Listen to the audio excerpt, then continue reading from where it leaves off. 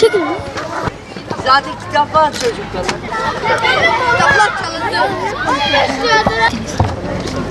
Oraya mıdır, zor mudur?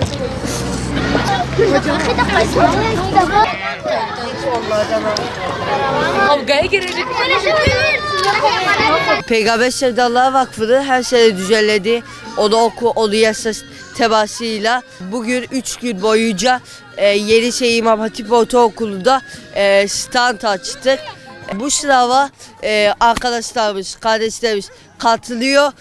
Kazanamasalar bile burada onlara sesleniyorum. Kazanamazsanız bile Peygamberimizin hayatını öğrenip bir şeyler kazanmış oluyorsunuz. Siyer sınavına katıldım. Heyecanlı, güzel. Bence siz de katılın. Size tercih ediyorum. Sınavı heyecanla bekliyorum. Güzel ödüller var. Her sene yapıyorum. Birkaç kere girdim. Kazanamadım. İnşallah bu kere kazanırım. Film kazanmak istiyorum. Peygamberimizin hayatını, peygamberimizi tanıyoruz. Hayatını öğreniyoruz. Çok mutluyum, heyecanla sınavı bekliyorum. İlk defa katıldığım için çok mutluyum. Peygamberimizi öğrendim.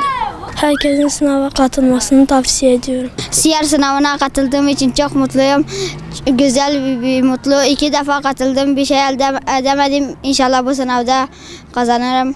Amacım peygamberin hayatını öğrenmek. Kazanamama rağmen peygamberimizin hayatını tanıyoruz. Herkese tavsiye ederim. Çok güzel bir duygu.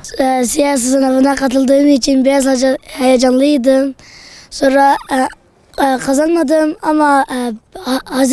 Muhammed'in dinini bildim, ne yaptığını, Hz. Muhammed ne yaptığını onu tatbik etmektir. Siyer sınavına katıldığım için çok heyecanlıyım. Peygamberimizin hayatını daha iyi öğrenmek için bu yarışmaya katıldım.